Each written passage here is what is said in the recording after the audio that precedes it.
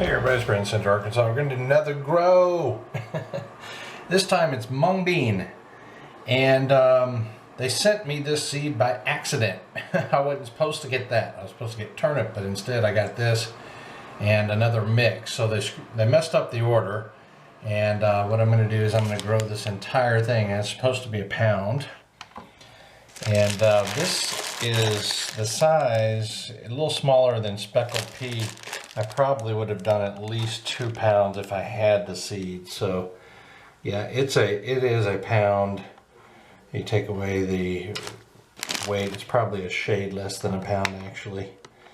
481 grams. So we're going to just grow that whole thing. And I'm going to put it in the sprouting jar here. It's basically just a mason jar, and soak it for 12 hours. So that's the whole bag, and it looks like it may swell up past that, so I'm going to keep an eye on it. And yeah, it's 2 pounds might have been too much to grow actually, just noticing the way it kind of sits in the jar compared to peas. Alright, we have got the mung beans here soaked. They actually expanded a lot more than I expected. So yeah, that's a full pound. Let's see what happens. Here you can see the screen I'm using, and it's the large screen and the mesh tray that I typically use. So we're going to spread them out here. Below it you can see the bubblers already in place, and you can probably see the nutrient filled is filled to the correct level. So that's a lot of beans. I'm going to take my foam spreader here. You may have seen me use it. I'll just use it like this. Spread it out. Then even it out as best I can. That is a lot of seed, let me tell you. We're not growing the leaf out. We're growing for some non-leafier shoots, more or less, at least for the majority of the grow. That's the intent. So we'll see how they do this densely planted. I mean, that's more than I probably should have, but we're going for it anyway. Oh yeah, look at those mung beans spread out. Alright, we're going to hit it with the basic antifungal here. I've got 4 2-pound weights for a total of 8 pounds on top of the cover. The bubbler is already hooked up to the air pump back there, and we're set to go. Last thing to do is cover it.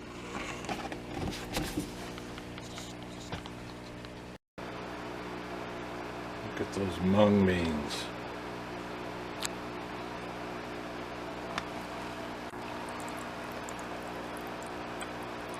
The mung beans are already lifting off the cover, and I did reduce the beans and peas to just 2 4-pound weights because they don't have any seed holes really to get rid of like other micros. So it's just to help with even germination. So let's take a quick look at these mung beans. Whoa, oh my gosh, I think I planted them way too thick. That is crazy. Look over here. I'm going to spray it down thoroughly, and it's way too thick. And we'll see what happens. Spray it down with some antifungal. Holy crap on the mung bean. I'm going to take the weight and the cover off now.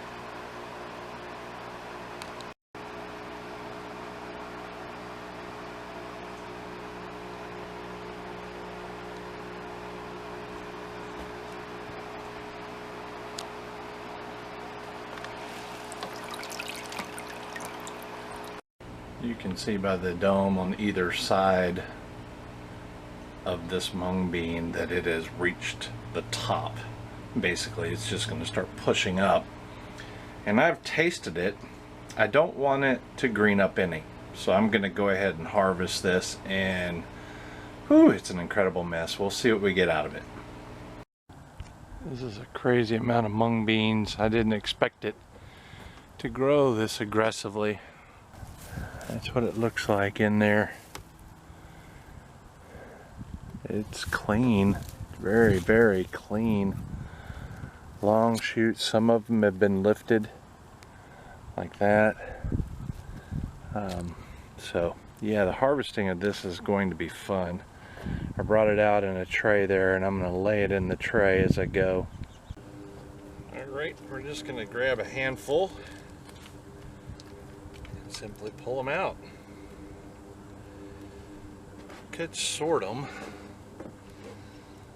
but that could be time consuming. I'm just going to pull them out and put them in the tray. I'm going to weight on them.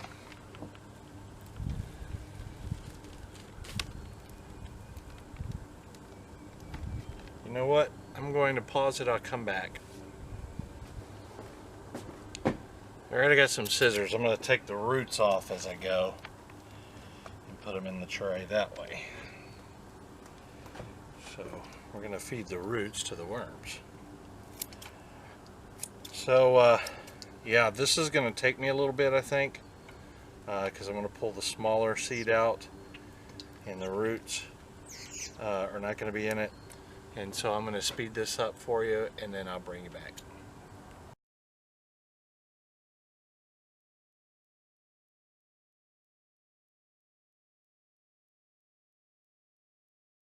I wanted to slow you down for just a bit. I wanted to show you how I'm getting the seeds and pieces off. So I take a stack here and I cut generous portions of the root and stem off. Then I turn it upside down and shake it like that, and that clears the stems pretty good. Then I grab the stems on the other side and shake it, and that clears the top part off. Seems to work pretty good. Alright, now I'll speed you back up.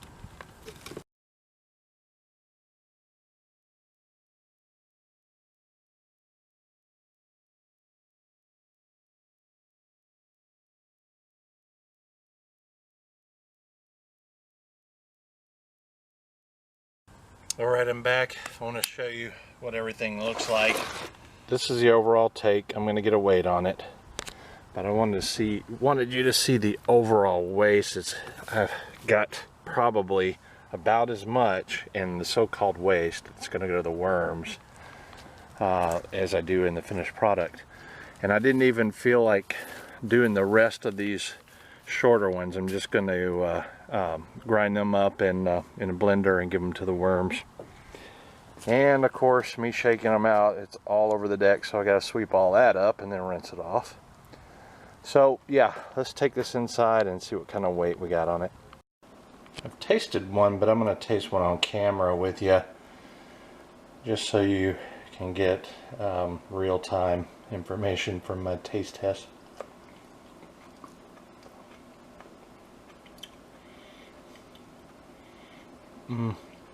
If you've ever eaten a raw green bean, or just a raw bean in general, that's what it tastes like.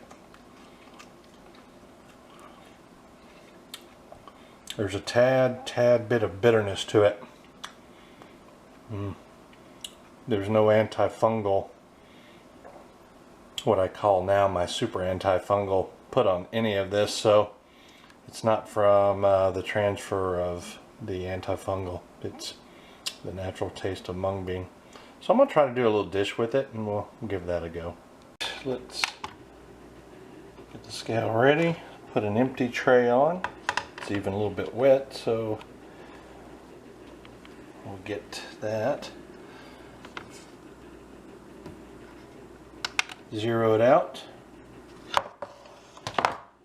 It tells you in ounces that the tray weighs 15.5 ounces. And I'll attempt to put this, oh gosh, it's heavy, on there.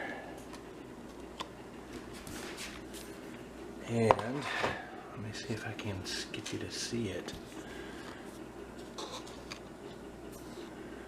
It looks like 68.4. There we go. You can see it in the camera now. Ounces. That is, let's see, let me get it on grams. That's pounds. That's 4.27 pounds. Grams is that grams? Yeah. Grams is 1930, you can see it. 1939 grams, 68.4 ounces, 4.27 pounds. That's a big harvest right there, considering all the waste. I'm going to put half in a Ziploc bag, and I'm going to take the other half, a whole pot full here, and make a dish out of it.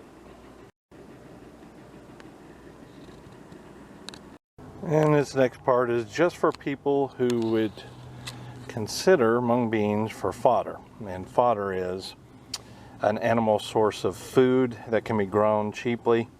And these mung beans sure seem to fit that bill. So we're going to weigh these as well, just to get a total for someone who might be considering feeding this to chickens, pigs, or cows, or something like that. So I did not include a portion on the deck there because it touched deck treated wood, and I wanted to use this fodder, if you will, for worms. Alright, let's turn this on, zero it out again. Get that tray out of the way. It's like 433 grams. Zero it out. Let's get a weight on this.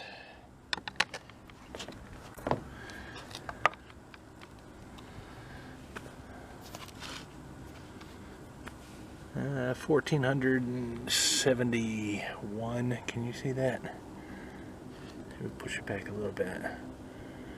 1471 grams. That's equal to 51.9 ounces. So yeah, that's I can't remember what the other weight was, but that's a lot when it's added together.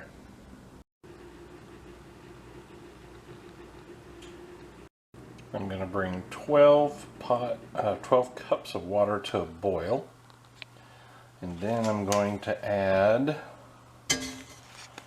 this chicken bouillon powder to it to make a broth out of it. It's going to be the regular mixing for 12 cups. And we don't have any fresh onions, so I'm adding a half cup of minced onion. Gotta have the onion. Gonna add 1 tablespoon of minced garlic. This is garlic that we buy in the store. It comes in, I'm not sure if it's water or vinegar. Gonna add 4 tablespoons of soy sauce and 2 tablespoons of oyster sauce. I almost forgot. Going to add 3 tablespoons of sushi vinegar. We've taken it off a simmer, and I'm just going to add the mung beans in there, and we're going to let the heat over a period of time while it's off make them soft. I don't want to cook them down too far.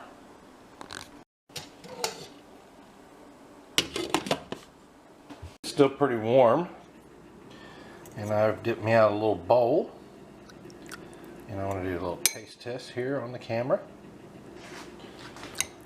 Look at them, they're like noodles. They're bendy and all that. They're just like noodles. It's pretty cool.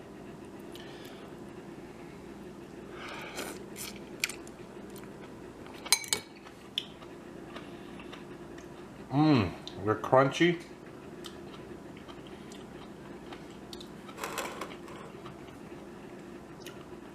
Not tough or fibrous at all. They're like a crunchy noodle. And the soup taste is really good too. It's got a great flavor. I've made this soup before with different types of noodles, and I thought it would be good with these, and it is. It's really good.